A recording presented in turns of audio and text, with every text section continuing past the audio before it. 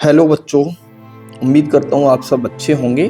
देखो, इस वीडियो में हम जानेंगे कि परिमाप, क्षेत्रफल और आयतन में क्या अंतर है।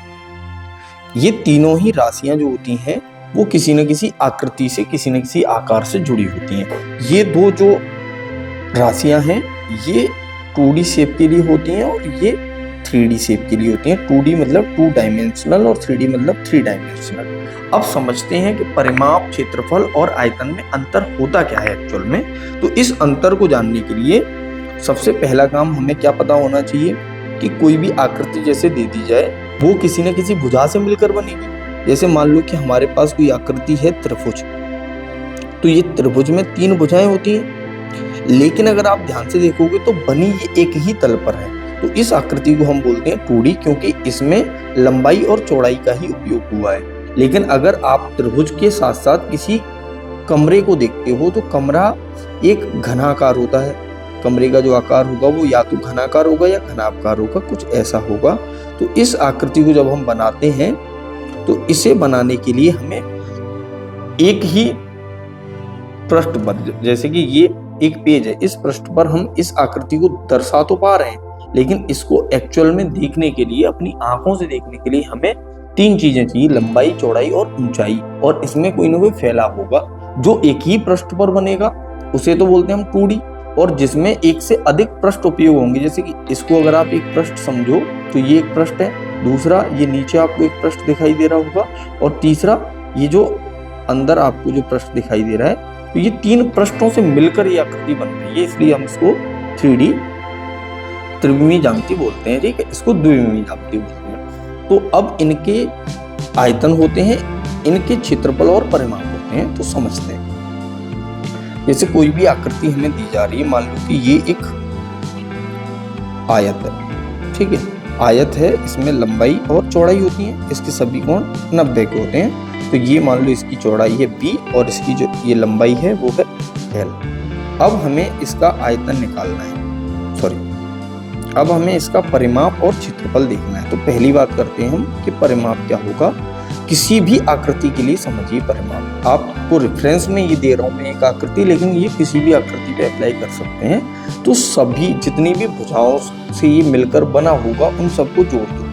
तो एक बंद आकृति यहाँ से मान लो स्टार्ट की हमने और ऐसे ऐसे गए, ये इधर, फिर इधर को चले और फिर इधर आए, तो ये एक आकृति बंद होगी। तो जब हम चल के गए ऐसे, यहाँ से लेके यहाँ तक गए, ऐसे गए, फिर ऐसे आए और फिर ऐसे आए, तो यहाँ तक चल के एक चक्कर को पूरा करने में जो हमने दूरी तय की उसी को हम परिमाप कहते हैं। तो यानी कि यहाँ से लेके यहाँ तक चले तो हम L चले, प्लस फिर यहाँ से यहाँ गए तो हम B चले, फिर इस पॉइंट से इस पॉइंट पे आए तो वापस हम L चले हैं तो प्लस L कर दी, और यहाँ से जब लौट के इधर आए तो हम B फिर से चले तो प्लस B, तो 2L प्लस 2B, और अगर हम 2 को कॉमन ले लेंगे तो ये आ जाएगा L प्लस B।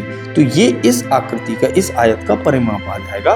तो परिमाप क्या होगा आपको समझ में आ गया होगा कि बाहरी भुजाओं को अगर हम जोड़ देते हैं तो किसी भी आकृति का परिमाप निकल के आ जाता है। जैसे अगर यहीं पे ये एक वृत्त होता, जैसे ये एक सर्कल दिया गया है और इसका हमें परिमाप निकालना है, तो परिमाप का मतलब क्या है कि अगर हम ये जो बाहरी साइड दी गई है इसके अकॉर्डिंग चलें पूरा, मान लो यहाँ से चलना स्टार्ट किया और लौट के फिर से हम यहीं आ गए, यहाँ से लेके यहाँ तक जब हम चले तो हमने जितनी दूरी तय की उसी को हम परिमाप कहते हैं, जिसे हम वृत्त की परिधि के नाम से भी जानते हैं, जो कि होती है 2πr। तो ये हमारा परिमाप होता है। अगर आप और अच्छे से समझना चाहें तो आप सब लोगों ने खेत देखे होंगे, तो जो खेत होगा तो खेत की आकृति कैसी भी क्यों ना हो, अगर ये पूरा खेत है तो यहाँ से इस पॉइंट से चले, ये खेत की मेड़ मान लेते हैं हम, तो ये बाउंड्री चलते हुए यहाँ पे लौट के जब हम वापस आ जाएंगे तो एक चक्कर पूरा हो जाएगा। तो जितनी भी दूरी हम तय करेंगे उसी को हम क्या कहेंगे, परिमाप कहेंगे। तो मुझे लगता है कि परिमाप आपको क्लियर हो गया होगा। अब बात आती है कि क्षेत्रफल क्या होता है। तो जैसे यहीं से आते हैं, तो ये जो इस घेरे के अंदर ये खाली स्थान हमें जो दिखाई दे रहा है, जिसपे मैं अभी डार्क कर रहा हूं जिसे, तो ये हमारा होता है क्षेत्रफल। ठीक है, किसी भी आकृति का जो क्षेत्रफल होता है तो वो उसके द्वारा घेरे गए, जैसे उसकी साइड होती हैं, जो उसकी भुजाएं होती हैं, उसकी भुजाओं के बीच में जो घिरा हुआ होता है उसी घेराव को हम क्षेत्रफल कहते हैं। अगर यहाँ वृत्त में आएंगे तो वृत्त का ये अंदर वाला पार्ट है, इस परिधि के अंदर, इसको हम कहेंगे इसका क्षेत्रफल। तो अगर हमें आयत का क्षेत्रफल निकालना हो तो आयत का क्षेत्रफल होता है, आयत का क्षेत्रफल होता है लंबाई इंटू चौड़ाई। तो जब हम लंबाई का चौड़ाई में गुणा कर देंगे तो हमारा आयत आ जाएगा, आयत का क्षेत्रफल आ जाएगा। जैसे परिमाप आया है तो परिमाप में सिर्फ भुजाएं थी, तो इन भुजाओं को जोड़ेंगे तो इसका जो मात्रक आएगा वो सिर्फ मीटर होगा।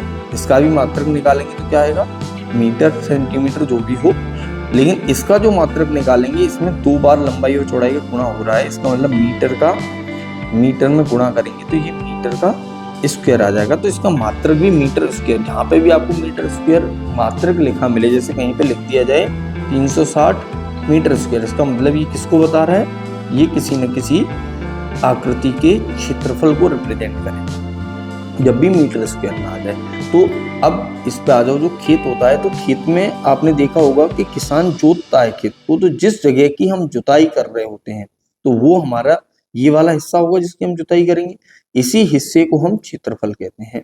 तो किसी भी आकृति का जो क्षेत्रफल होता है वो उसकी भुजाओं के बीच में घिरा हुआ घेराव होता है। अब बात करते हैं कि हमारा आयतन क्या होता है। देखो अभी इसमें मैं आपको किसी भी चीज के फॉर्मूले न बता के आपको ये समझाना चाह रहा हूँ कि बेसिकली क्षेत्रफल, परिमाप और आयतन में अंतर क्या होता है, ये समझ रहे हैं।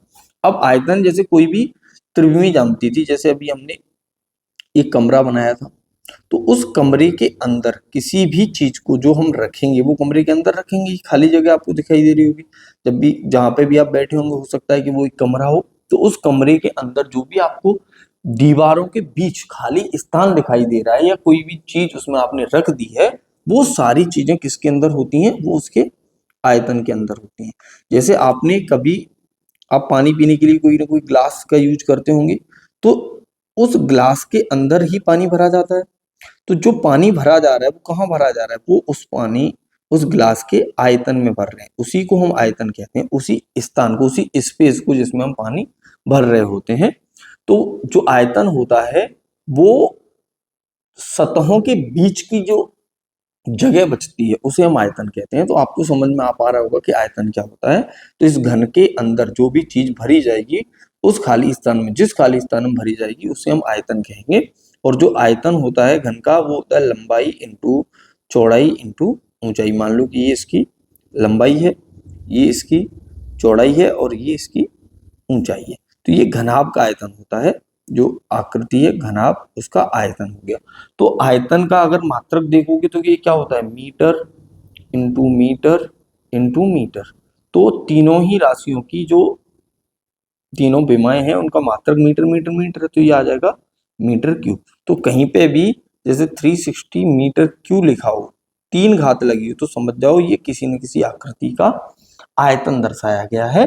तो आयतन के लिए हमें मीटर क्यूब मिलेगा, क्षेत्रफल के लिए मीटर स्क्वायर मिलेगा और परिमाप के लिए सिर्फ मीटर मिलेगा, क्योंकि वहां पे सिर्फ हम लंबाइयों को जोड़ रहे हैं। क्षेत्रफल में लंबाई और चौड़ाइयों का एक तरह से मल्टीप्लाई कर रहे हैं और आयतन में लंबाई, चौड़ाई और ऊंचाई का मल्टीप्लाई कर रहे हैं।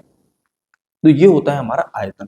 तो अभी बेसिकली हम सीख गए कि आयतन क्या होता है और क्षेत्रफल क्या होता है और परिमाप क्या होता है। देखो इस आकृति का आयतन होगा, इस आकृति का क्षेत्रफल भी होगा।